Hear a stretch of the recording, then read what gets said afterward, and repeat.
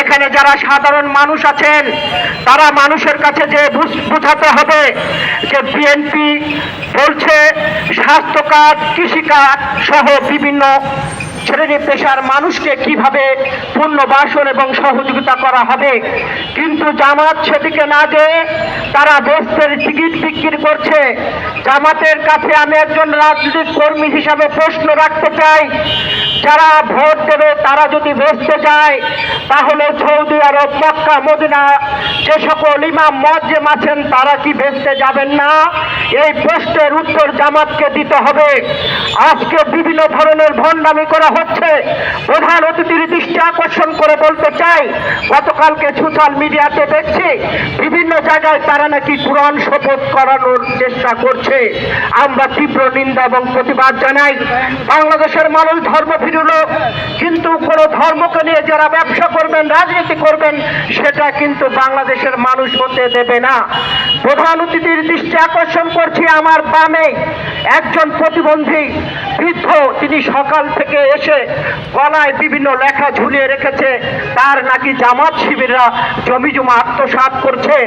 আপনারা যদি বেহেশতের টিকিট বেচেন তাহলে প্রেস ক্লাবের সামনে প্রতিবন্ধী বৃদ্ধ মানুষ কেন তার জায়গা সম্পত্তির ফিরে পাওয়ার জন্য এখানে বসে আপত্তি করবে? আমাদের প্রশ্নের উত্তর দিতে হবে।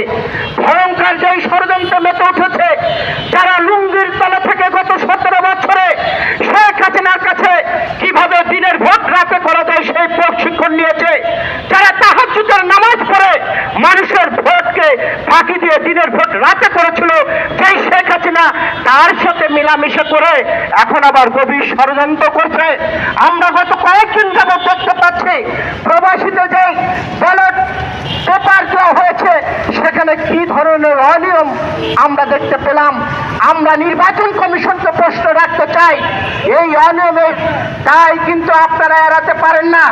বাংলাদেশের বৃহত্তর একটা জনগোষ্ঠীর সমর্থিত মার্কা, সেই মার্কা খুঁজতে যদি 2 ঘন্টা লাগে, আর আপনাদের এত প্রেম কিসের দাড়িপালার সাথে, আপনাদের এত প্রীত কিসের ফলি ফুলের সাথে, আপনাদের এত প্রীত কিসের পাখার সাথে?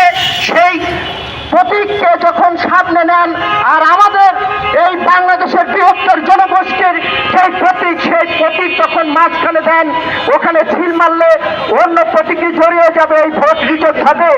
আমি একজন রাজনৈতিক কর্মী হিসেবে মনে করি অন্তর্বর্তী সরকার এবং নির্বাচন কমিশন এই দায় এড়াতে পারে না। আপনারা যদি এই ব্যালট পূর্ণ বিবেচনা না করে নতুন করে না ছাপা হয় তাহলে গণভবনের যে অবস্থা হয়েছে যমুনারও সেই অবস্থা হবে, নির্বাচন কমিশনেরও সেই অবস্থা হবে। আপনারা শেখ হাসিনার মতো ষড়যন্ত্র করে বাংলাদেশের বৃহত্তর একটা জনগোষ্ঠীর সমর্থিত মার্কা এবং সমর্থককে বাইরে রাখার চেষ্টা করবেন। শেখ হাসিনাও করেছিল কিন্তু পারে নাই।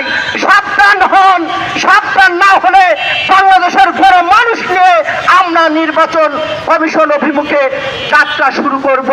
আমরা আমাদের অধিকার ফিরে পেতে চাই। আমি যেখানে দাঁড়িয়ে কথা বলছি এখানে আমাদের চৌধুরী আলম ছিল, তার লাশের সন্ধান পায়নি। লক্ষ লক্ষ মায়ের, লক্ষ লক্ষ পরিবার